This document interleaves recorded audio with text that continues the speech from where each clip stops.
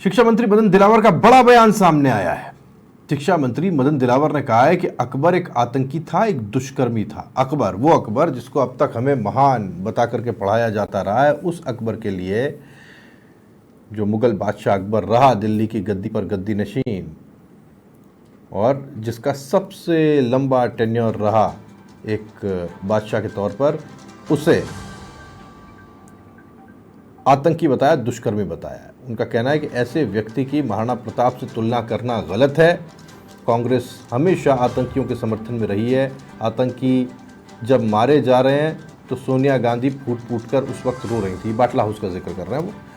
राहुल गांधी कहते हैं हमारी सरकार आएगी तो आरक्षण खत्म कर देंगे। यानी मदन दिलावर ने वो सारे मुद्दे छेड़े जो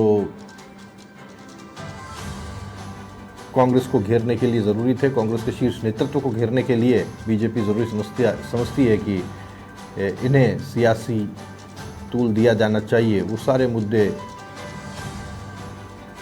मदन दिलावर ने छेड़े।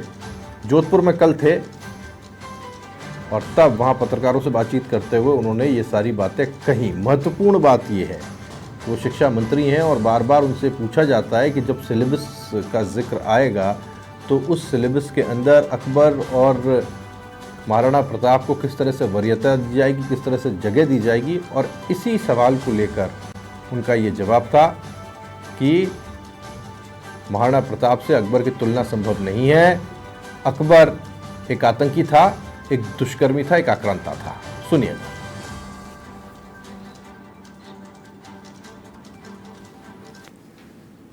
जी, अब अकबर आतंकवादी था, आक्रांता था, देशद्रोही था, दुष्कर्मी था, इसलिए महान महाराणा प्रताप से तुलना करना कोई मतलब नहीं है। महाराणा प्रताप महान है, महान थे, कोई भी उनका छोटा नहीं दिखा सकता। नहीं सर, इतिहास को कोई झुटला नहीं, इतिहास को कोई झुटला नहीं सकता है। कांग्रेस तो हमेशा आतंकवादियों के पक्षधर रही है।